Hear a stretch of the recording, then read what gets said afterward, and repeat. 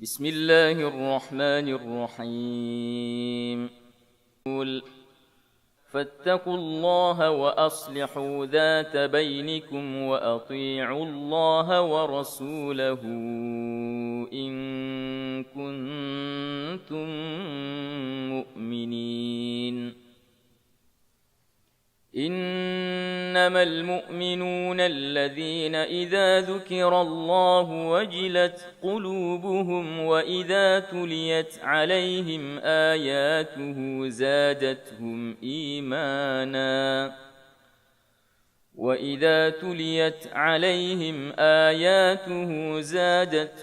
إيمانا وعلى ربهم يتوكلون.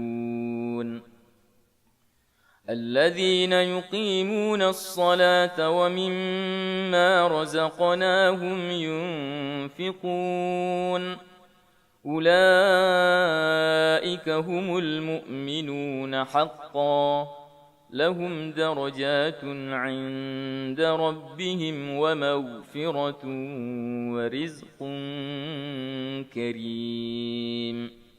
كما أخرجك ربك من بيتك بالحق وإن فريقا من المؤمنين لكارهون يجادلونك في الحق بعدما تبين كأنما يساقون إلى الموت وهم ينظرون.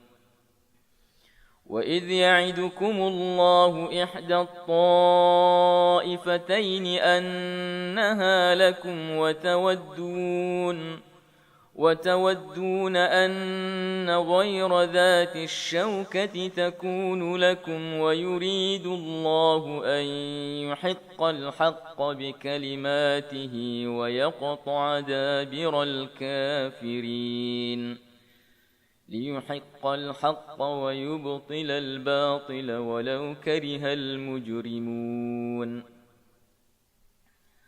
إذ تستغيثون ربكم فاستجاب لكم أني ممدكم ب1000 من الملائكة مردفين.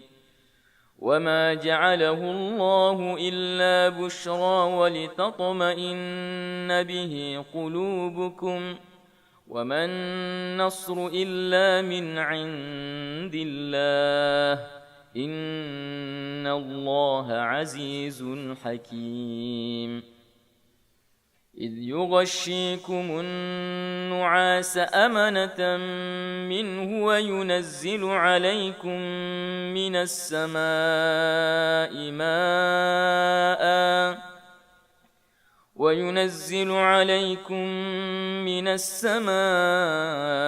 ماء ليطهركم به ويذهب عنكم رجز الشيطان وليربط على قلوبكم ويثبت به الأقدام. إذ يوحي ربك إلى الملائكة أني معكم فثبتوا الذين آمنوا سألقي في قلوب الذين كفروا الرعب فاضربوا فوق الأعناق واضربوا منهم كل بنان ذلك بأنهم شاقوا الله ورسوله ومن يشاقق الله ورسوله فإن الله شديد العقاب. ذلكم فذوقوه وأن للكافرين عذاب النار. يا أيها الذين آمنوا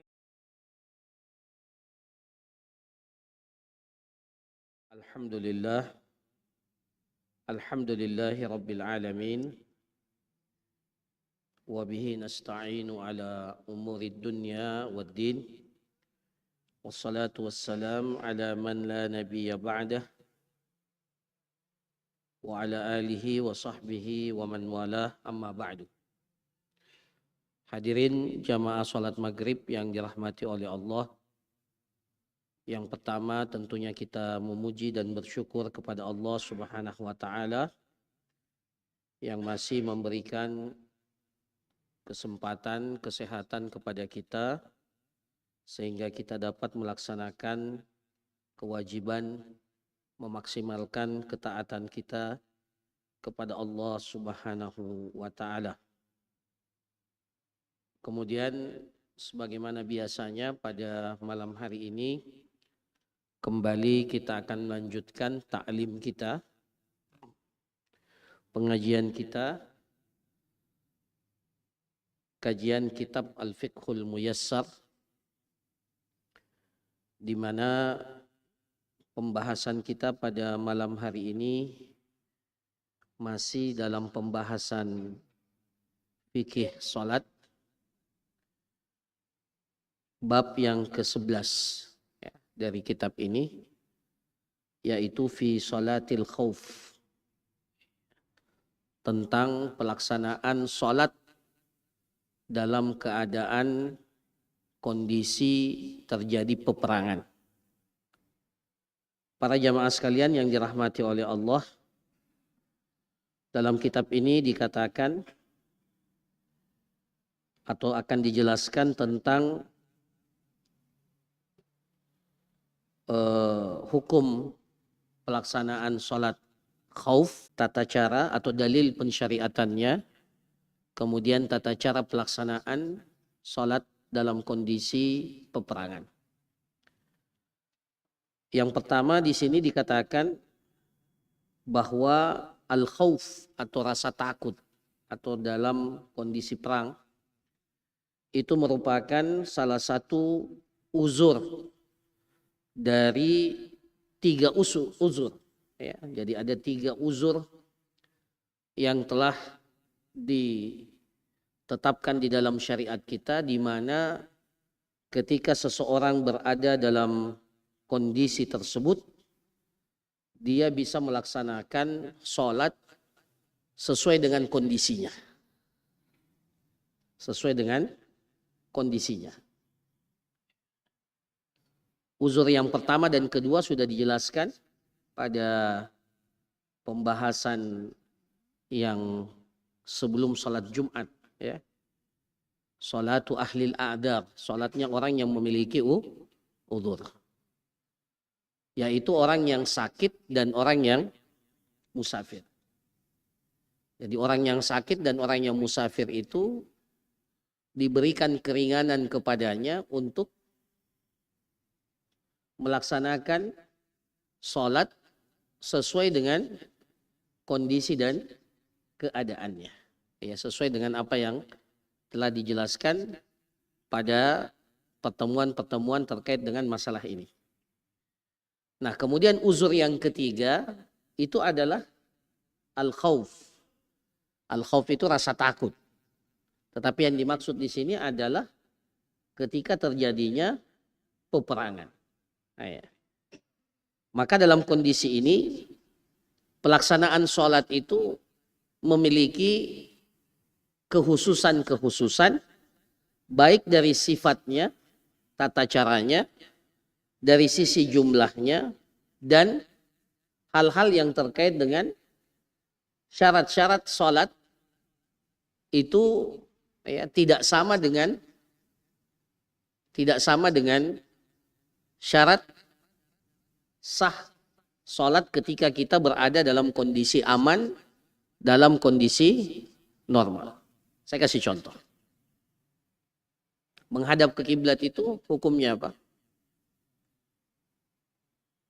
Bukan wajib, syarat sah sholat. Ya. Jadi dikatakan sholat kita ini sah kalau kita ketika sholat menghadap ke kiblat. Tapi dalam kondisi genting, dalam kondisi takut, dalam kondisi peperangan bisa saja menghadap ke kiblat ini menjadi gugur.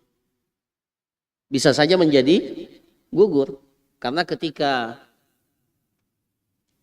pasukan perang, dua pasukan telah bertemu dalam medan perang, dan kita diwajibkan sholat dalam kondisi itu, maka menghadap ke kiblat ini tidak lagi menjadi sebuah persyaratan seperti yang akan kita jelaskan nanti pada saat kita menjelaskan tata cara pelaksanaan sholat dalam kondisi perang. Nah, para jamaah sekalian yang dirahmati oleh Allah, yang pertama, apa hukumnya dan apa persyaratannya, dalil pensyariatannya, dan apa syaratnya sholat khauf ini. Yang pertama, hukum sholat khauf. Ya. Sholatul khauf itu syara'u fi kulli qitalin mubah. Sholat khauf ini disyariatkan pada setiap peperangan yang dibolehkan di dalam syariat. Ya. Seperti apa? Peperangan terhadap al-kuffar, kepada orang kafir. Ya, seperti Rasulullah Sallallahu Alaihi Wasallam dalam banyak peperangan itu menghadapi orang-orang kafir, orang-orang musyrik. Kemudian ya, bisa juga peperangan itu dilakukan oleh dua kelompok orang Islam, tapi yang satunya itu masuk dalam kategori bughah. Apa itu bughah? Pemberontak. Wa in ta'ifatani minal mu'minina iqtatalu, ya, fa in bagat ihdahuma 'alal ukhra, dalam surah Al-Hujurat, fa in bagat ihdahuma 'alal ukhra faqatilul lati tabghi. Apabila satu kelompok itu memberontak dari sebuah pemerintahan yang sah, ya, pemerintahan yang sah dalam Islam, maka orang yang memberontak atau kelompok pemberontak itu boleh diperangi oleh pemerintah yang sah. Nah, itu namanya bughah, qitalul bughah. Nanti kalau kita bahas tentang fikih peperangan, maka kita akan jelaskan nanti di antara jenis-jenis peperangan yang ada di dalam Islam atau yang dibolehkan di dalam Islam. Begitu pula qitalul muharibin. Qital al-muharibin. Berperang dengan orang-orang yang muharib. Siapa itu? Orang-orang yang jelas-jelas memusuhi orang kafir, yang jelas-jelas memusuhi orang Islam. Ya, seperti yang terjadi sekarang katakanlah di Palestina terhadap Zionis Israel. Nah, itu bisa dikategorikan qital al-muharibin, atau yang dimaksud mungkin di sini qitalul muharibin juga adalah orang-orang yang melakukan kerusakan di atas muka bumi. Ya, jadi dia bukan pemberontak. Dia bukan pemberontak, tapi dia melakukan kerusakan di atas muka bumi. Seperti ada kelompok pembajak pesawat. Ya, mereka membajak pesawat. Nah, itu namanya muharib. Sengaja ya, merusak atau sengaja melakukan tindakan yang tindakannya itu merusak atau membahayakan kemaslahatan kaum muslimin dan umat manusia secara khusus. Ya, termasuk diantaranya adalah ya, apa yang disebut dengan kaum teroris, ya, dalam makna yang benar. Ya, dalam makna yang benar, kita jangan terpengaruh atau terbawa dengan penamaan yang salah. Ya, dalam makna yang benar. Jadi kalau ada sekelompok orang, ya, seperti umpamanya yang dilakukan di mana tuh, ya, ya, gerakan-gerakan separatis. Nah, kalau itu jelas itu bughah, itu pemberontak, ya.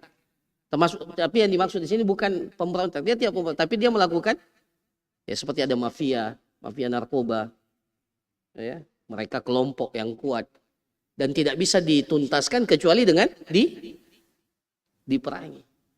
Harus terjadi peperangan. Kalau tidak, ya, narkoba ini bisa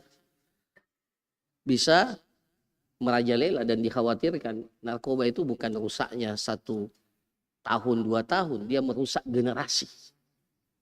Ya, dia merusak generasi. Dia bukan merusak dalam jangka waktu tertentu, tapi bisa merusak generasi. maka mengatasi ini itu bisa kalau memang hal itu harus dituntaskan dengan tidak ada jalan yang lain kecuali dengan memerangi orang-orang yang merusak ini. Jadi ini yang merusak ini juga masuk dalam kategori peperangan yang dibolehkan. Nah, para jamaah sekalian yang dirahmati oleh Allah, dalilnya apa? Ya, berdasarkan firman Allah Subhanahu wa taala, "In khiftum ayyaftinakumul ladzina kafaru." Ya, maka kalian itu boleh melakukan salat dalam kondisi peperangan ketika kalian takut jangan sampai musuh itu menyerang kalian. Ya.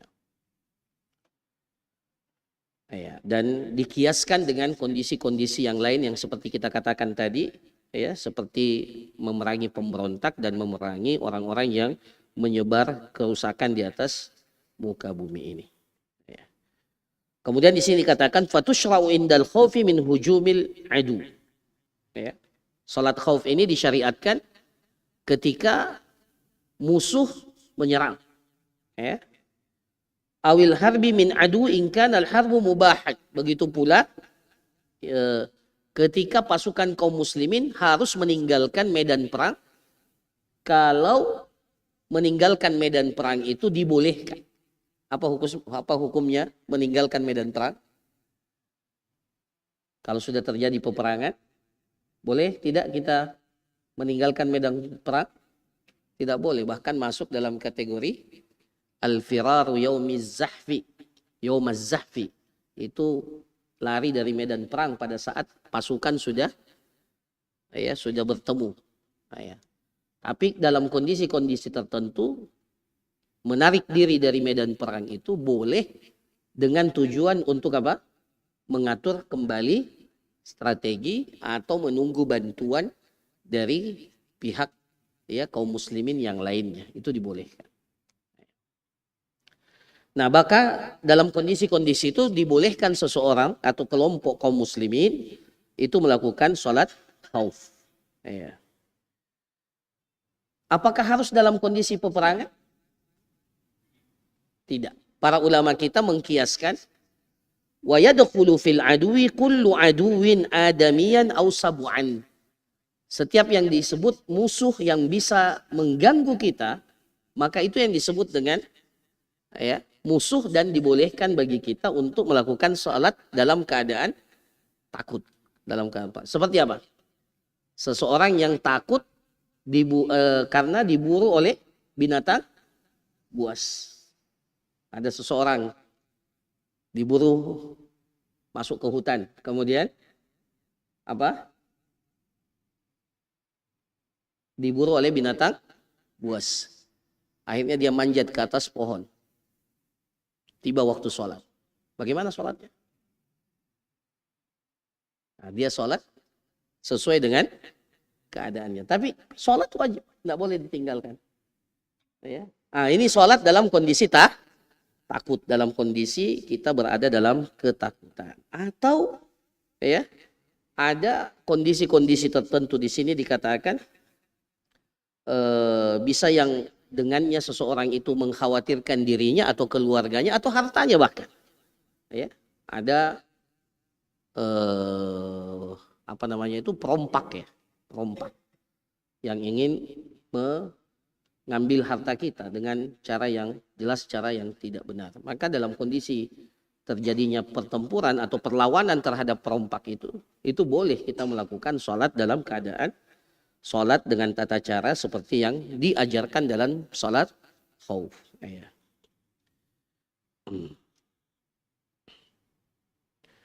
Ya. Atau dalam kejaran, ini bahkan disatakan dalam kitab ini, wal gharimi zalim wa ghairi dzalik. Ada orang yang menagih utang. Mengejar orang yang berutang. Boleh tidak orang yang dikejar itu sholat khauf? Boleh. Tetapi maksudnya ketika orang yang memberikan utang itu, yang menagih utang itu kalau kita tidak lari, dia bisa menzolimi kita.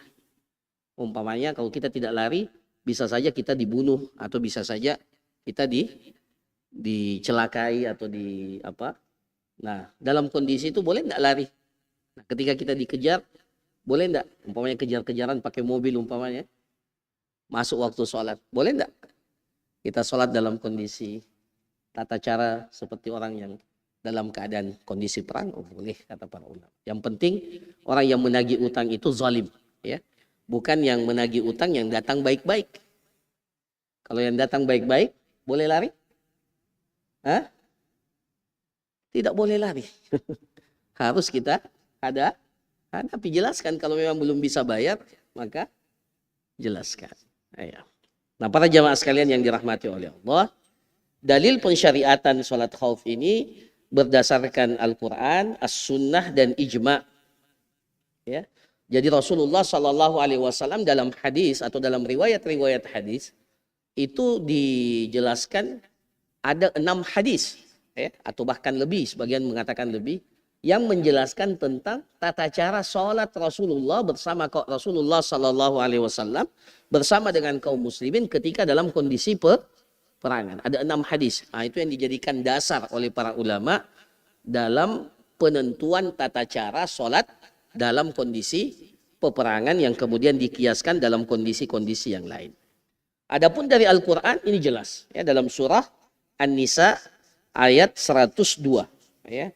Wa idza kunta fihim fa aqamta lahumus shalah faltaqum ta'ifatum minhum ma'ak wal ya'khudhu aslihatahum fa idza sajadu falyakunu min wara'ikum wal ta'ti ta'ifatun ukhra lam yusallu falyusallu ma'ak wal ya'khudhu hidrahum wa aslihatahum. Ini dalil yang menjadi dasar bolehnya kita sholat dalam keadaan, ya, dengan cara tertentu dalam kondisi ketika terjadi peperangan, ya. Nanti kita jelaskan ayat ini, ya, dalam kaifiahnya. Saya tidak akan artikan dulu. Tapi dalam ayat ini pertama, ya, bahwa dalam kondisi perang Rasulullah SAW diperintahkan oleh Allah untuk melaksanakan sholat sendiri-sendiri atau berjamaah? Berjamaah dalam kondisi perang. Wa idza kunta fihim, kalau engkau berada di tengah-tengah mereka wahai Muhammad, fa aqamta lahumus shalah, kemudian engkau memerintahkan untuk didirikan salat, faltakum ta'ifatum minhum ma'ak, maka hendaklah sekelompok dari mereka itu salat bersamamu. Jadi Allah tidak katakan, ya, Anda salat sendiri saja. Ini kan dalam kondisi perang. Ya, Anda ini komando, Anda ini komandannya. Ya, panglima perangnya, ya sudah, tidak usah. Tidak. Rasulullah diperintahkan oleh Allah untuk melaksanakan sholat bersama dengan pasukan beliau. Nah, maka dari sini para ulama kita mengatakan, kalau dalam kondisi peperangan saja, dalam kondisi yang tidak normal, tidak aman, sholat berjamaah itu diperintahkan, apalagi dalam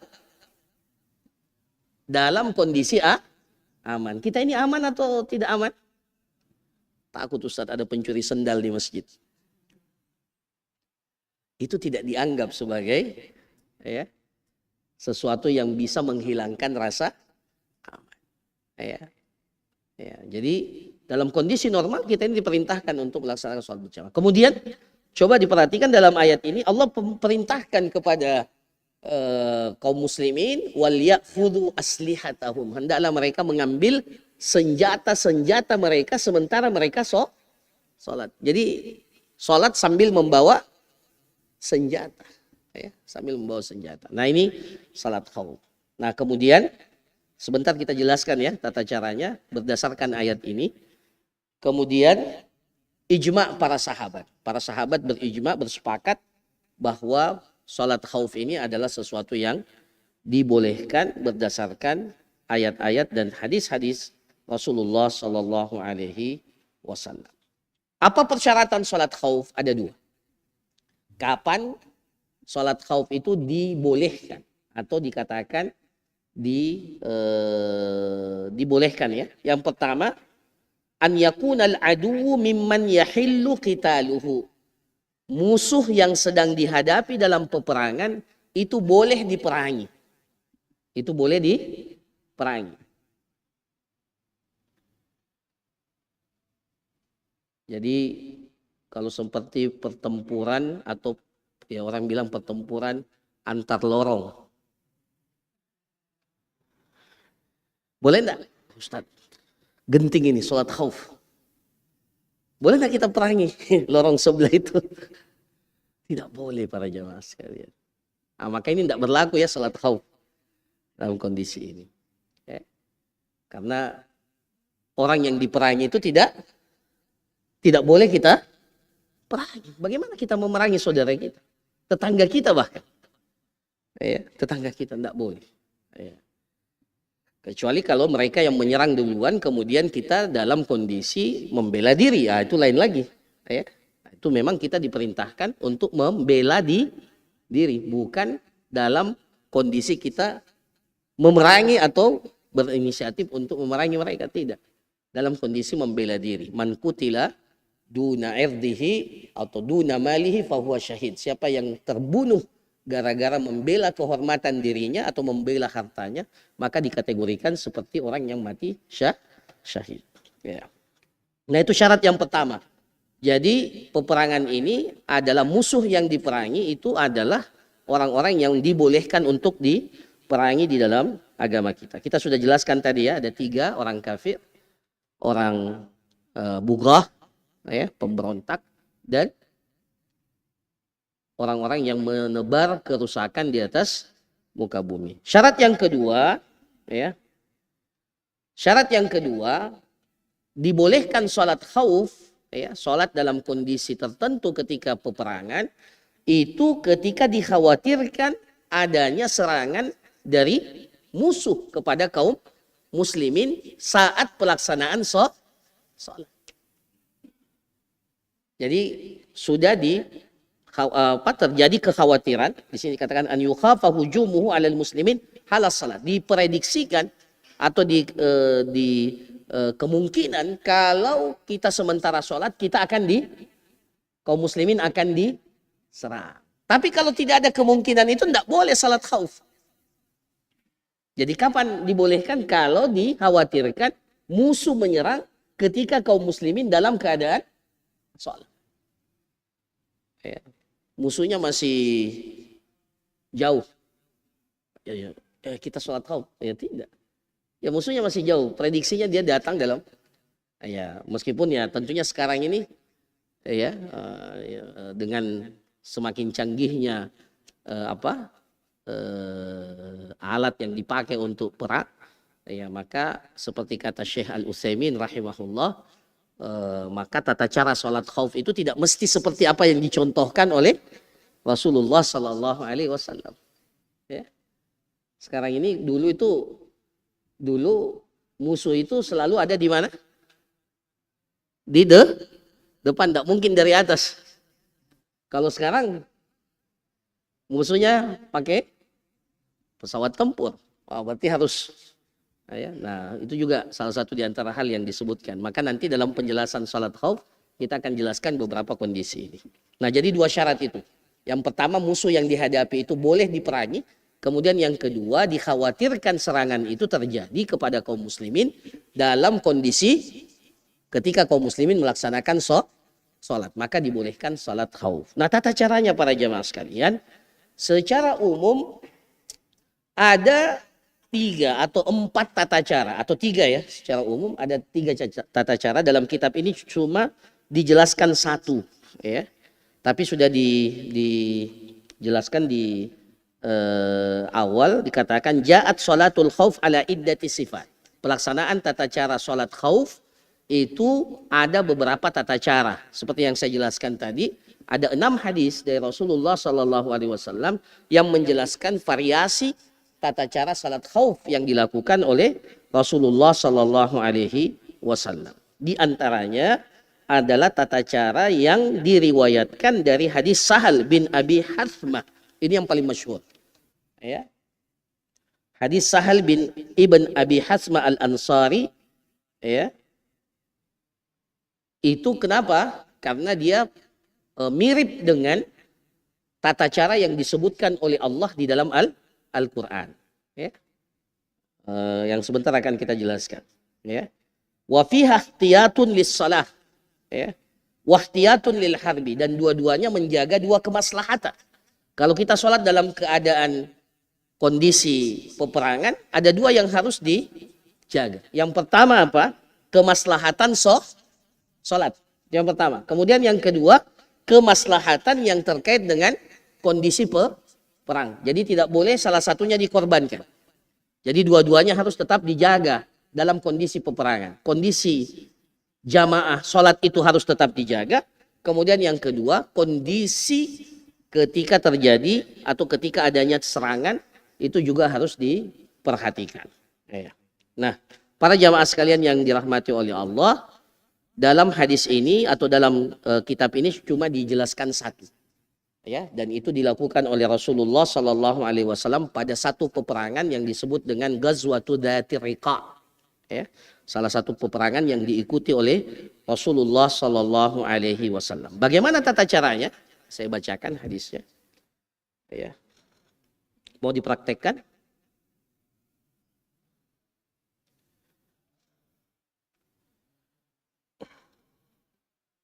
Ya, saya jelaskan dulu ya, baru nanti kita praktekkan.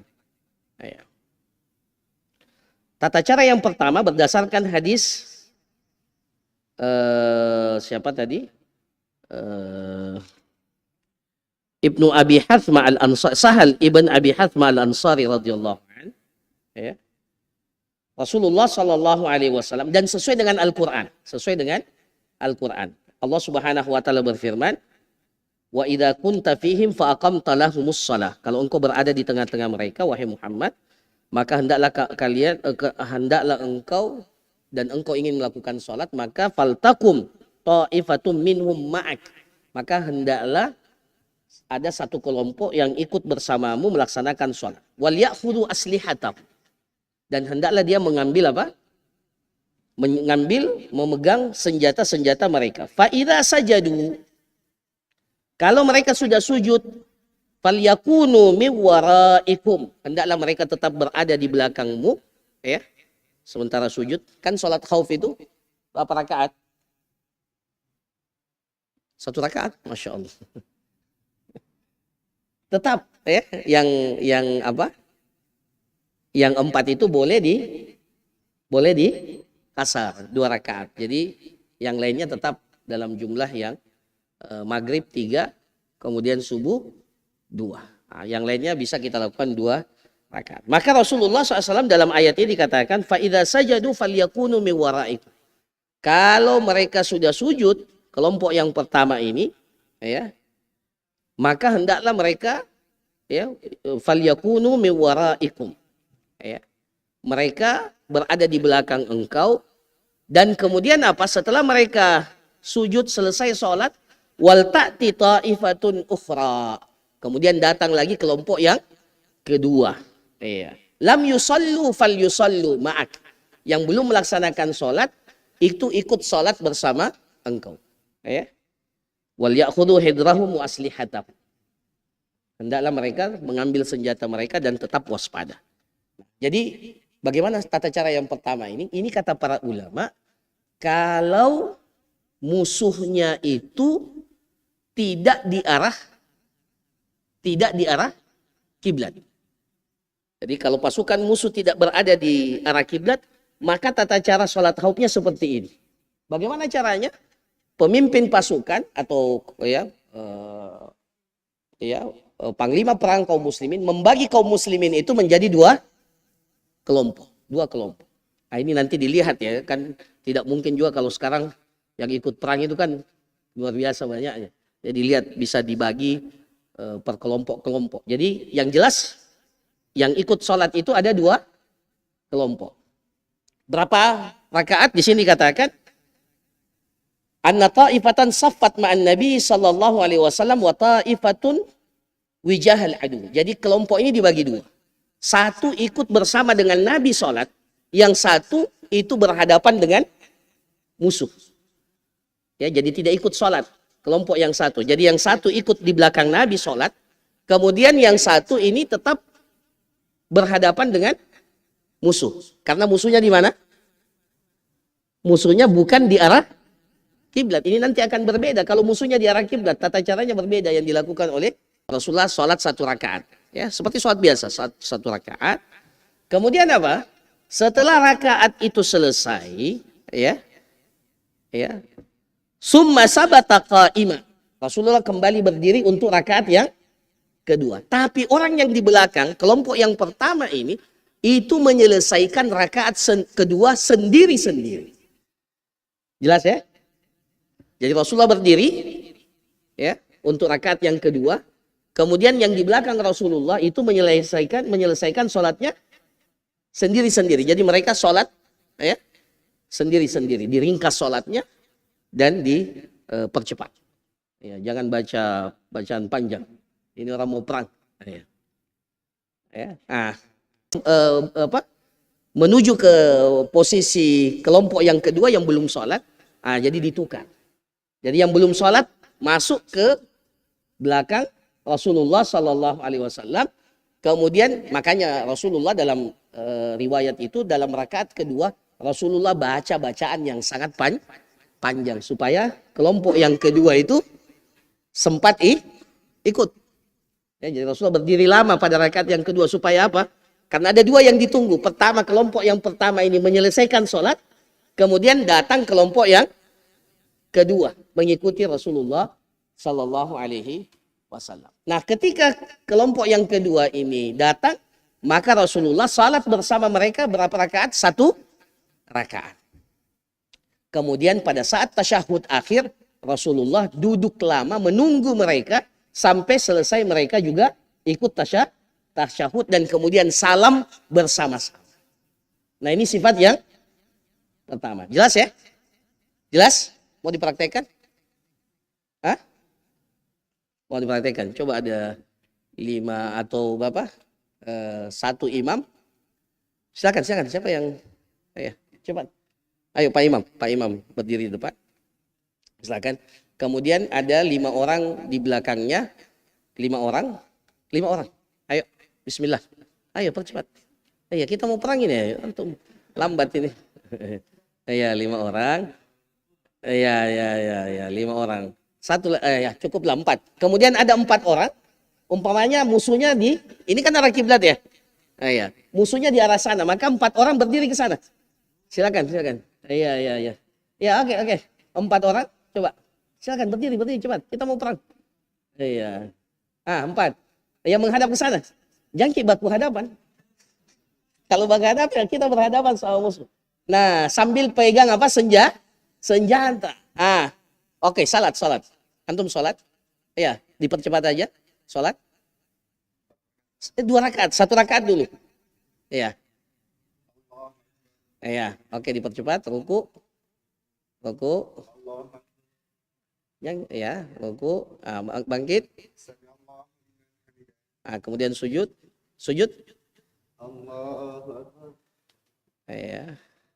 Bangkit. Sujud lagi. Kemudian berdiri semuanya sama-sama. Kemudian yang di belakang imam sekarang itu menyempurnakan sendiri-sendiri sholatnya. Iya, antum imam harus berdiri lama. Oke, yang belakang cepat selesaikan sholatnya. Orang mau perang ini. Iya, gitu. Oke. Iya.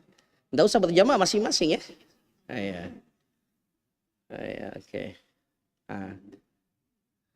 Oke. Ini imam tetap baca bacaan yang panjang. Kalau bisa baca surah Al-Baqarah. Oke. Segera ganti posisi. Kalau sudah, segera ganti posisi. Antum yang berjaga, kemudian antum masuk. Yang 4 orang langsung masuk. Berdiri di sini. Antum. Iya, yang sudah selesai. Jangan cari teh, jangan cari kopi. Dia harus apa? Berhadapan sama musuh. Musuh ini ada di hadapan kita, tapi dia di arah saya. Sekarang, oke. Sekarang rakaat kedua untuk imam. Rakaat kedua ikut di belakangnya, ikat imam. Ya. Terus.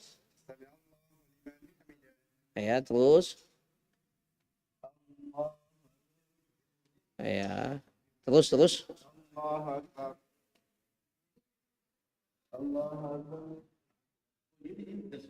Ya, antum tasyahud akhir, antum langsung berdiri, yang di belakang sempurnakan rakaat yang kedua. Rakaat kedua. Ya, ikut. Ya, cepat. Ya. Nah, imam juga memperkirakan ya. Ya, kalau mereka sudah tasyahud, ya, antum jangan lihat orang sholat, lihat musuh. Iya. Ya, oke. Nah, sekarang posisi makmum sudah tasyahud semua. Kemudian salam bersama dengan imam. Oke, sudah salam. Assalamualaikum warahmatullahi. Assalamualaikum warahmatullahi. Ini tata cara pertama. Setelah itu langsung gabung lagi. Nggak ada zikir ya, nggak ada zikir, nggak ada. Langsung bergabung. Oke, ini tata cara yang, masya Allah, terima kasih. Ini tata cara yang pertama. Tata cara yang pertama ini ketika jadi sholatnya berapa rakaat? 2 rakaat. Ini kalau sholat duhur, sholat asar, ya. Kalau sholat maghrib, nanti dibagi, ya. Sholat imam bisa 1 rakaat atau bisa 2 rakaat. Yang jelas setelah imam sholat rakaat pertama atau setelah sholat 2 rakaat, makmum itu menyelesaikan sendiri kemudian gantian lagi, ya, seperti itu. Jelas ya? Ini kalau musuh di mana? Musuh di daerah selain di arah kiblat, itu kan musuhnya di sana. Nah, sekarang tata cara yang kedua. Masih bisa lanjut? Atau sudah cukup waktu?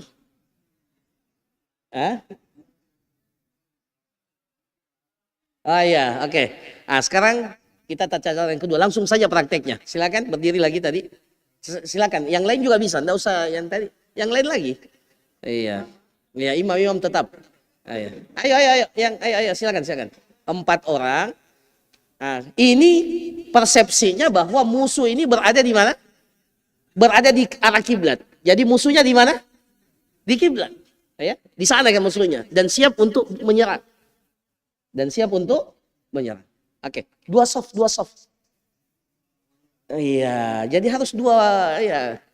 Iya, 2 baris. Iya, 4 lagi ya, oke. Iya, oke. Ya, sekarang imam sholat rakaat pertama, sama. Rakaat pertama, oke. Oke. Langsung ruku. Ruku sama-sama semua, Kemudian bangkit dari ruku. Di sini di sini berbedanya. Antum sujud dan saf yang pertama sujud. Antum yang di belakang siap senjatanya. Iya, karena musuhnya di mana? Bangkit sujud.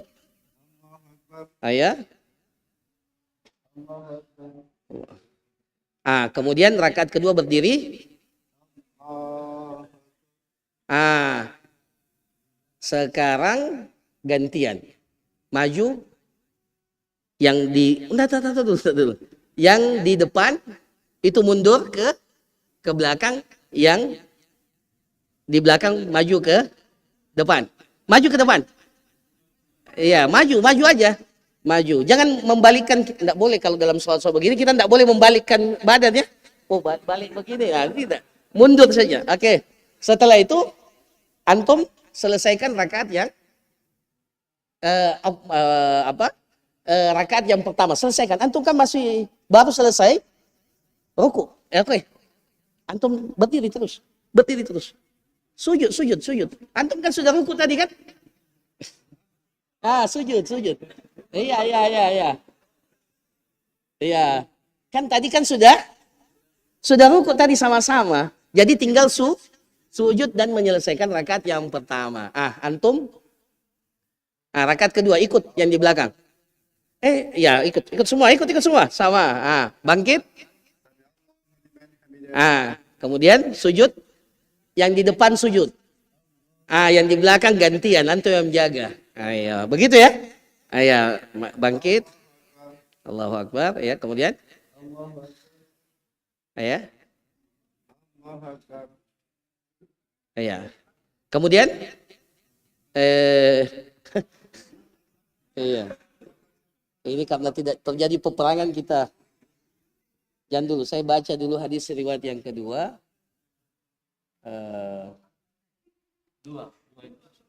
Tunggu dulu ya. Tambah BIM.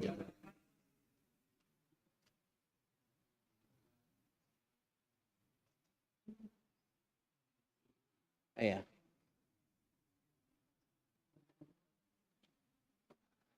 Iya. Kemudian setelah itu di sini katakan faiza sajada ma'ahu as-safful awwal faqat fa idza qama ma'ahu as-safful awwal summa sajada as-safful muakhkhar fa idza qama taqaddama as-safful muakhkhar wa ta'akhkhara as-safful summa shalla bihim rak'atu tsaniyah qama bihim jami'an sajada ma'ahu as-safful muqaddam alladhi kana al-muakhkhar fa idza jalasa sajada as-safful muakhkhar.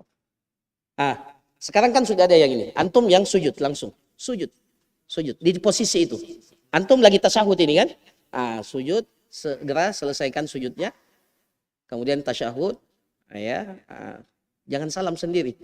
Kemudian salamnya sama-sama. Tasyahud, kemudian itu. Assalamualaikum warahmatullahi. Ya. Begitu tata cara yang kedua. Oke. Jelas ya? Jelas ya? Ya, nanti kalau ada peperangan ya jangan apa? Jangan. Oke. Iya, oke. Nah, kemudian cara yang ketiga ini yang paling fleksibel. Cara yang ketiga enggak usah dipraktekkan. Cara yang ketiga ini tidak ada enggak seperti sekarang. Fa in khiftum farijalan aw rukbana. Kalau dalam kondisi genting bertemu dua pasukan farijalan aw rukbana, maka kalian boleh melakukan sholat dalam keadaan berjalan atau dalam keadaan mengendarai kendaraan. Jadi kalau sudah bertemu pasukan kan tidak bisa lagi kita ayo dua soft, tidak ada lagi. Ya, jadi harus masing-masing sholat sesuai dengan keadaannya. Yang jalan kaki sambil jalan dia sholat.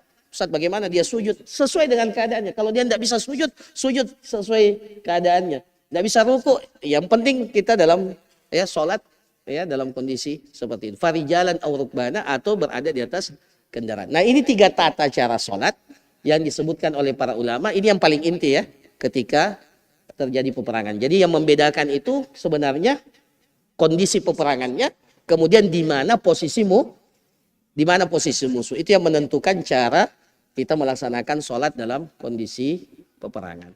Nah, Syekh Utsaimin mengatakan, karena sekarang alat peperangan ini semakin canggih, maka bisa saja tata cara itu diubah sesuai dengan kondisinya. Ya, sesuai dengan kondisinya. Otomatis kalau musuh pakai pesawat, ya jangan sholat di bawah. Itu jadi apa? Ya, jadi sasaran empuk ya. Ya, dicari cara bagaimana caranya, bahkan kalau tidak bisa ya sholat sesuai dengan kondisi masing-masing. Saya kira demikian para jamaah sekalian apa yang dapat dijelaskan, mudah-mudahan bermanfaat. Barakallahu fikum. Saya kira tidak perlu pertanyaan ya. Cukup ya. Baik. Satu saja ya, silakan. Ya. Waalaikumsalam.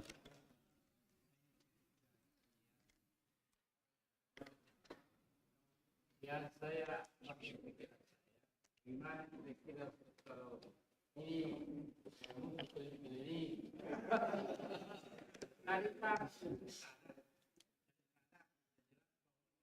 Ya. Ya. Iya. Kalau jumlah pasukan cukup, maka pasukan yang menjaga itu juga melingkar, ya. Melingkar. Kan tidak mungkin kita sholat jadi ya pasukan yang menjaga kita itu bisa melingkar kan. Jadi pada setiap posisi itu ada yang menjaga. Sementara yang kelompok yang satu itu menyelesaikan sholat. Seperti cara yang pertama, cuma apa? Posisinya itu melingkar. Iya, melingkar. Jadi orang yang sholat di tengah itu dilindungi. Itu dilindungi. Itu bisa model seperti itu. Atau kalau dikhawatirkan ya sudah sholat dengan kondisi yang sesuai dengan kondisi itu. Wallahu a'lam. Saya kira demikian para jamaah sekalian apa yang dapat dijelaskan. Mudah-mudahan bermanfaat. Insya Allah pekan yang akan datang kita akan masuk pembahasan sholat 2 hari raya. Sholat Al-Idain insya Allah. Sholat Id. Sholat 2 hari raya insya Allah kita akan jelaskan pada pertemuan yang akan datang. Barakallahu fikum. Jazakumullah khairan. Subhanakallahumma rabbana wa bihamdik. Nasyhadu an la ilaha illa anta nastaghfiruka wa atubu ilaik. Wa sallallahu ala nabiyyina Muhammad wa ala alihi wa sahbihi ajma'in. Assalamualaikum warahmatullahi wabarakatuh.